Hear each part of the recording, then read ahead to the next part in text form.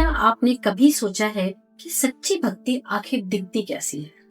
क्या इसे बड़े बड़े रिचुअल से नापा जाता है, या मंदिर में लगे सोने से, या फिर कितनी जोर से कोई प्रार्थना करता है, या फिर ये कुछ शांत गहरा इतना पावरफुल है कि इस ब्रह्मांड के स्वामी को भी उन्हीं के नाम पर बनाए गए नियम तोड़ने पर मजबूर कर दे। हम अक्सर सोचते हैं कि भक्ति हमारा भगवान तक पहुंचने का रास्ता है, लेकिन क्या हो अगर मैं आपको एक ऐसी कहानी सुनाऊं जहां खुद भगवान ने रास्ता साफ किया, एक दीवार को तोड़ा और अपने ही मंदिर के रक्षकों से मुंह मोड़ लिया, सिर्फ एक शुद्ध दिल वाले भक्त के लिए।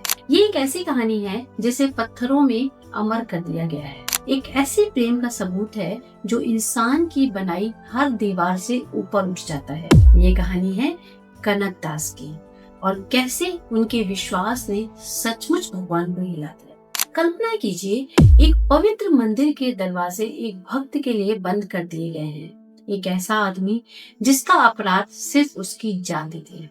कल्पना कीजिए, मंदिर के पुजारियों को जो उसे भगवान के सामने खड़े होने के लायक भी नहीं समझते।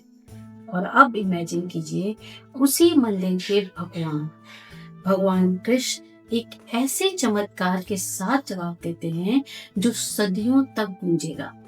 एक ऐसा चमत्कार जहां वो पुजारियों की तरफ पीठ करके अपने प्रिय भक्त का सामना करते हैं। ये है वो अद्भुत कहानी की कैसे सच्ची भक्ति और सच्चा प्रेम भेदभाव की दीवारों को चुनौती दे सकता है। मेरे साथ बने रहिए, हम समय में पीछे उडुपी के पवित्र शहर जाएंगे। एक ऐसे पल को देखेंगे जो बताता है कि भगवान जाति या स्टेटस नहीं देखते, वो सिर्फ दिल। चमत्कार को समझने के लिए पहले आपको उस इंसान को समझना होगा। दुनिया उन्हें कनक दास, सोने से धन्य सेवक के रूप में जाने, उससे पहले उनका नाम था थिमप्पा नायका। 16वीं सेंचुरी के शुरुआत में कर्नाटका में जन्मे थिमप्पा का जन्म एक शांत चिंतन भरे जीवन में नहीं हुआ था। वो कुरुबा समाज से आते थे जो गडरियों का वंश था, लेकिन उनका रास्ता एक योद्धा का था। उनके पिता एक लोकल कबीले के सरदार थे और थिमप्पा की परवरिश एक लीडर, एक सैनिक और एक कर्तव्य परायण व्यक्ति के रूप में हुई। उनकी दुनिया दुनियावी चिंतनों से भरी थी। लड़ाइयाँ, एडमिनिस्ट्रेशन और अपने कमांड के नीचे आने वाले गांवों की रक्षा करना। एक घुमंतु संत का जीवन जो भगवान के गुण गाता हो, उनकी सच्चाई से कोसों दूर था। लेकिन भगवान के बुलाने का अपना तरीका होता है, अक्सर गहरी चोट के जरिए। एक पॉपुलर कहानी के अनुसार थिमप्पा के लिए ये बुलावा युद्ध के मैदान पर आया। एक भयानक युद्ध में वो इतने घायल हो गए कि मौत के बिल्कुल करीब थे। उसी पल में जीवन और मृत्यु के बीच उन्हें एक गहरा आध्यात्मिक अनुभव हुआ और वो चमत्कारी रूप से बच गए। इस अनुभव ने दुनिया के प्रति उनका नजरिया तोड़ कर रख दिया। युद्ध का गौरव, उनके पद का गर्व, उनकी दौलत, ये सब मौत के सामने खोखली लगने लगी। उन्हें एहसास हुआ कि असली जीत युद्ध के मैदान पर नहीं बल्कि आत्मा के अंदर होती है। ये ट्रांसफॉर्मेशन की एक पावरफुल कहानी है। योद्धा थिमप्पा नायका ने अपनी तलवार छोड़ दी और अपना पुराना जीवन त्याग दिया और फिर एक भक्त का जन्म हुआ।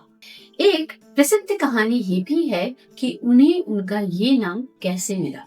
कहते हैं कि उन्हें एक छुपा हुआ खजाना मिला, सोने से भरा एक मटका, यानी कनक। सोने को हम कनक भी कहते हैं। इसे अपने पास रखने के बजाय उन्होंने पूरी दौलत अपने प्रिय देवता भगवान आदि केशव के लिए एक मंदिर बनाने में लगा दी। इस सेल्फलेस भक्ति ने उनकी नई पहचान पक्की कर दी।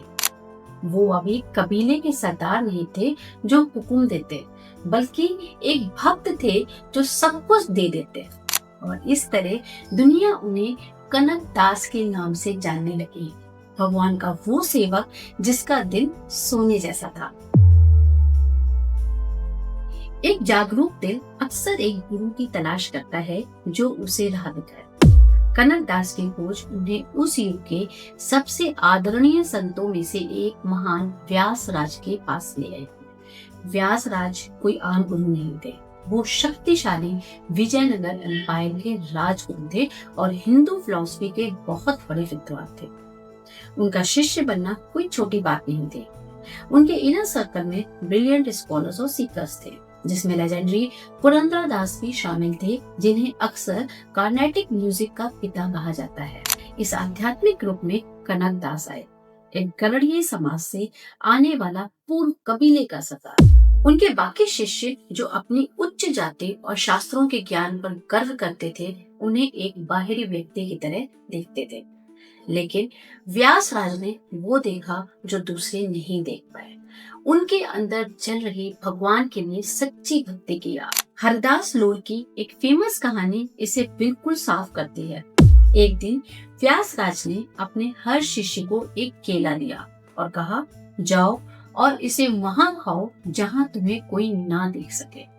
शिष्य इधर उधर चले गए, सुनसान कोने और खाली कमरे ढूंढने लगे। एक एक करके वो काम पूरा करके लौट आए।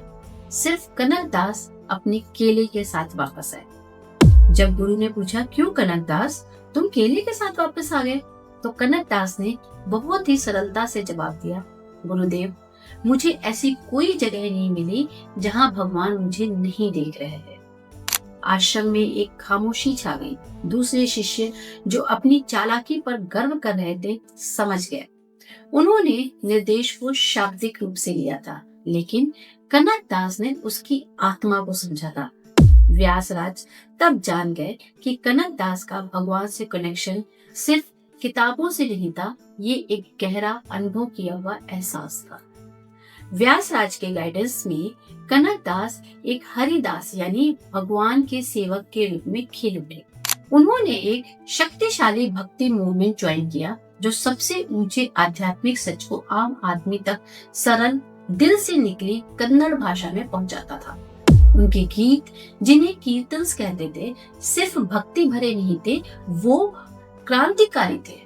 उन्होंने भगवान के प्रेम के गीत गाए, लेकिन उन्होंने उस पाखंड और जाति आधारित भेदभाव पर भी सवाल उठाए जो वो देखते थे।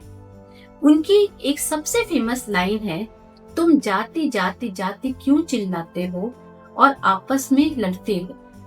कनकदास के लिए असली समाज सिर्फ भक्तों का समाज था। एक कवि और गायक के रूप में उनकी यात्रा उन्हें पूरे देश में ले गई और यही रास्ता उन्हें उडुपी ले आया, एक ऐसे पल के लिए जो हमेशा के लिए भक्ति की कहानी को डिफाइन कर देगा। अब हमारी कहानी उडुपी पहुंचती है। कर्नाटका कोस्ट पर एक मशहूर मंदिर जो प्राचीन श्री कृष्ण माता का घर है। 13वीं सेंचुरी में संत माधवाचार्य द्वारा स्थापित ये मंदिर तीर्थ यात्रा का एक बड़ा केंद्र था। कनकदास, जो अब एक जाने माने संत थे, उडुपी पहुंचे। दिल में उस देवता को देखने की तीव्र इच्छा लिए जिनके लिए उन्होंने अपनी पूरी जिंदगी समर्पित कर दी थी। बाल कृष्ण के एक सुंदर विग्रह यानी भगवान अपने बाल रूप में कृष्ण के लिए गाने और उनके नाम पर सैकड़ों मील चलने के बाद उन्हें बस एक पवित्र झलक यानी दर्शन चाहिए था। वो उस विशाल मंदिर के पास पहुंच गए, अपने साधारण कपड़ों और अपने म्यूजिकल इंस्ट्रूमेंट के साथ एक हम्बल व्यक्ति बन गए। मंदिर पुजारियों और उच्च कुल के तीर्थयात्रियों से भरा हुआ था। विनम्रता और उम्मीद के साथ कनकदास प्रवेश द्वार की तरफ बढ़े।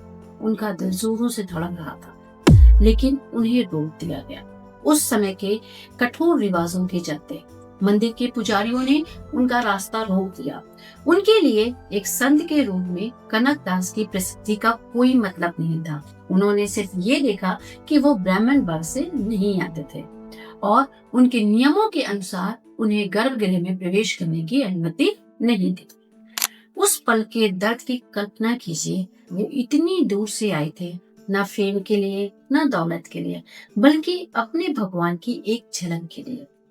और बिल्कुल दहलीज पर उन्हें उनकी जाति के कारण मना कर दिया गया। जिस सिस्टम को उन्होंने अपने गीतों में चैलेंज किया था, वो अब उनके सामने पत्थर की दीवार बनकर खड़ा था। उनका दिल टूट गया था। लेकिन वो हारे नहीं थे।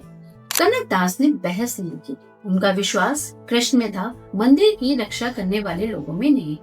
अगर वो उन्हें सामने के दरवाजे से अंदर नहीं आने देंगे तो वो अपने भगवान के करीब होने का दूसरा रास्ता ढूंढ लेंगे। आंखों में आंसू लिए वो मंदिर के पिछले हिस्से में चले गए। वहाँ पश्चिमी दीवार के बाहर धूल और मिट्टी में वो बैठ गए। यही उनका मंदिर होगा। पुजारियों ने उनके और उनके भगवान के बीच पत्थर और भेदभाव की दीवार खड़ी कर दी थी। कनक दास अब प्रेम और संगीत का पुल बनाएंगे। दुनिया ने उन्हें ठुकरा दिया था, लेकिन वो जानते थे कि कृष्ण उन्हें कभी नहीं ठुकराएंगे। खुले आसमान के नीचे कनक दास ने गाना शुरू किया। उनके पास ना कोई मंदिर का हॉल था, ना अगरबत्ती था, तो बस उनकी आवाज, उनका इंस्ट्रूमेंट और प्रेम और तड़प से भरा एक दिन। दिन रात में बदल गया और रात दिन में। जब वो वहां बैठे रहे, दुनिया से बेखबर, सिर्फ कृष्ण पर ध्यान लगाए। उनकी आवाज बुलंद हुई। एक फेमस और दिल को छू लेने वाला गीत उन्होंने वहीं बनाया, बागेलानु तेरेडू सेवानो पोडू हरिये, जिसका मतलब है दरवाजा खोलो और मुझे अपनी सेवा का मौका दो। ये एक गीत से बढ़कर था। ये एक शुद्ध व्याकुल प्रार्थना थी। उन्होंने कृष्ण की करुणा के बारे में गाया, ये पूछते हुए कि हमारे बीच में ये दीवार क्यों है, कि आप गरीबों और बहिष्कृत लोगों के दोस्त नहीं हो। आने जाने वाले लोग उस अकेले गायक को देखने लगे। उन्होंने उनकी आवाज में सच्ची भावना और अटूट विश्वास सुना और उन्हें सुनने के लिए इकट्ठा हो गए। अंदर पुजारी अपने धर्म की नियम पुस्तिका का पालन करते हुए अपने विस्तारित अनुष्ठान करते रहे। बाहर कनक दास जी प्रेम की नियम पुस्तिका का पालन कर रहे थे। और फिर जैसा कि कहानियों में बताया जाता है, कुछ चमत्कार हुआ। जैसे ही कनक दास का गीत भक्ति की चरम सीमा पर पहुंचा, जमीन में एक कंपन सा महसूस हुआ। मंदिर के अंदर पुजारी हैरानी से देखते रह गए। एक बड़ी दरार के साथ मंदिर के पीछे की ठोस पत्थर की दीवार, वही दीवार जो कृष्ण को उनके भक्त से अलग कर रही थी, रिपोर्टेडली बीच से फट गई और एक छोटी सी खिड़की बन गई जहां पहले कुछ नहीं था। लेकिन ये तो चमत्कार की शुरुआत थी। कहानी कहती है कि बाल कृष्ण की मूर्ति, जो सदियों से पूर्व की तरफ मुख्य प्रवेश द्वार की ओर मुख किए हुए थी, धीरे धीरे घूमने लगी। सारे तर्क को झुठलाते हुए पत्थर की मूर्ति अपने आसन पर घूम गई, मुख्य प्रवेश द्वार और उन पुजारियों से पीठ फेर ली। मूर्ति पूरी 180 डिग्री घूमकर पश्चिम की तरफ हो गई, उस नई बनी खिड़की की ओर। उस दरार से, भक्ति से जन्मी उस खिड़की से भगवान की नजर सीधे कनक दास पर पड़ी। अपने गीत में खोए हुए कनक दास ने अपनी आंसुओं से भरी आंखें खोली और वहां उस चमत्कारी खिड़की के जरिए उन्होंने उन्हें देखा। उनके प्रिय कृष्ण सीधे उन्हीं को देख रहे थे। कनक दास ने भगवान से दरवाजा खोलने को कहा था और जवाब में कृष्ण ने एक दीवार तोड़ दी थी। जो विश्वास करते हैं उनके लिए संदेश साफ था। भगवान ने अहंकार और भेदभाव से पीठ फेर ली थी और शुद्ध बिना शर्त के प्रेम की तरफ अपना चेहरा कर लिया था। अंतिम बयान दे दिया गया था, भगवान वहां नहीं रहते जहां सिर्फ नियमों का पालन होता है, बल्कि वहां रहते हैं जहां प्रेम सचमुच महसूस किया जाता है। ये शक्तिशाली कहानी हमें याद दिलाती है कि विश्वास पहाड़ों को हिला सकता है और इस केसरी स्वयं भगवान हो। हम इस चमत्कार की विरासत को देखें उससे पहले अगर ये कहानी आपके दिल को छू रही है तो कुछ सेकंड्स लेकर लाइक और सब्सक्राइब करें। ये हमें सनातन धर्म की और कहानियां लाने में मदद करता है। अब चलिए इस दिव्य गाथा के खूबसूरत परिणाम को एक्सप्लोर करते हैं। उडुपी का चमत्कार, जैसा कि इसे जाना गया, ने पूरे समाज में हलचल मचा दी। पुजारियों का सिर शर्म से झुक गया। उनके कठोर विश्वास एक दिव्य सबक से हिल गए थे। परंपरा इसका श्रेय उस समय के ज्ञानी मुख्य पुजारी श्री वादिराजा तीर्थ को देती है, जिन्होंने इस घटना के महत्व को पहचाना। दीवार को ठीक करने के बजाय कहा जाता है कि उन्होंने उस दरार को संरक्षित करने और उसे एक सही खिड़की में बदलने का आदेश दिया, ताकि इस चमत्कार की याद हमेशा जिंदा रहे। ये खिड़की कनकना किंडी के नाम से जानी जाने लगी, यानी कनक की खिड़की। ये खिड़की भक्ति की जीत का एक परमानेंट प्रतीक बन गई। आज तक ये इस बात का सबूत है कि कोई भी इंसान द्वारा बनाई दीवार एक सच्चे भक्त को भगवान से अलग नहीं कर सकती। कनकना किंडी की विरासत मंदिर की परंपराओं में गहरी है। एक प्यारी प्रथा शुरू हुई जो आज भी जारी है। उडुपी मंदिर आने वाले कई तीर्थ यात्री पहले पीछे जाकर उस छोटी सी खिड़की से भगवान कृष्ण के पहले दर्शन करते हैं, बिल्कुल उसी तरह जैसे कनक दास ने किए थे। ऐसा करके हर भक्त उस प्रेम के माँ को सम्मानित करता है जो उन्होंने बनाया था। एक तरह से साइड एंट्रेंस दिल के लिए मेन गेट बन गया है। उडुपी में कृष्ण की मूर्ति आज भी पश्चिम की तरफ है। उनकी निगाहें हमेशा उस खिड़की पर टिकी रहती हैं, जिसके बारे में माना जाता है कि वो सिर्फ अपने भक्त के लिए बनाई गई थी। कनकना किंडी सिर्फ ईंट और पत्थर की खिड़की नहीं है, ये उम्मीद की एक खिड़की है। ये एक निरंतर याद दिलाने वाला है कि भगवान की नजरों में कोई ऊंच नीच या भेदभाव नहीं है, सिर्फ प्रेम है। कनक दास और उडुपी मंदिर की कहानी एक चमत्कार की कहानी से कही जाता है। ये एक गहरी सीख है जो आज भी उतनी ही शक्तिशाली है। ये हमसे पूछती है, एक मंदिर क्या है? क्या ये सिर्फ पत्थर और सोने की इमारत है, या ये एक भक्त का दिल है? और एक सच्चा पुजारी कौन है? क्या वो जो पवित्र वस्त्र पहनता है, या वो जो कनक दास की तरह अपनी हर सांस को भगवान के लिए एक गीत बना देता है? कनक दास को एक इमारत में प्रवेश से मना कर दिया गया, लेकिन इस कहानी के अनुसार उन्हें एक पल के लिए भी कृष्ण के दिल में प्रवेश से मना नहीं किया गया। ये हमें सिखाती है कि सच्ची भक्ति को दीवारों में कैद नहीं किया जा सकता या नियमों से डिफाइन नहीं किया जा सकता। जब इंसान अलगाव की दीवारें बनाता है तो भगवान कनेक्शन की खिड़कियां बना सकते हैं। अपनी कविताओं के जरिए कनक दास ने जाति व्यवस्था के अन्याय को चुनौती दी और इस पवित्र कहानी में स्वयं कृष्ण उस संघर्ष को एक दिव्य कार्य से मान्यता देते हैं।